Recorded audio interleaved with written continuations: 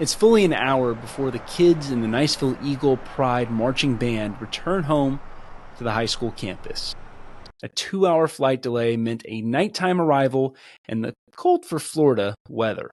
Still, parents filled the senior parking lot in anticipation. They couldn't wait to welcome their kids home. Great job. We thank everybody, all the chaperones, everybody involved. Just tremendous job. Finally, taking the long way around, the buses file in front of the band hall and slowly roll to a stop. The doors open, and 250 maroon-clad teenagers hustle off the buses. A crowd forms at the gate. Their leader, Dan Wooten, in a white Rose Bowl cap, marches up the 20 or so steps to unlock the hall and let the kids in. And just like that, the 22-month odyssey ends.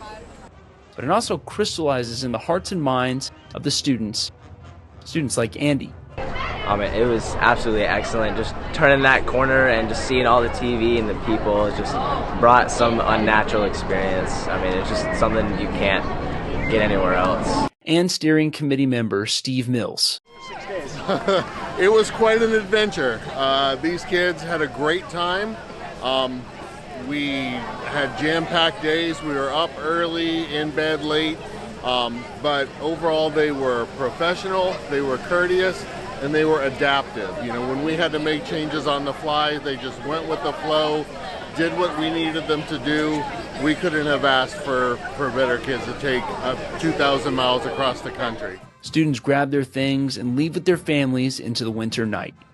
Back in his office, Dan Wooten sits in his chair. One of the 250 band members helped him get through the last 22 months of preparation. His daughter, Isabel.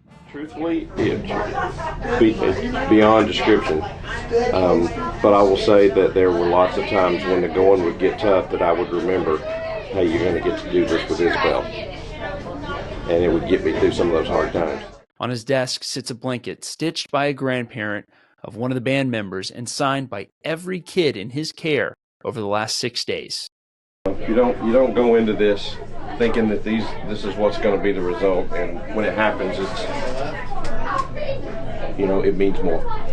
The 6-day tour of Southern California included a lot more than just the actual Tournament of Roses parade for these kids. They went to a theme park. They got to see band director Dan Wooten drive a Zamboni.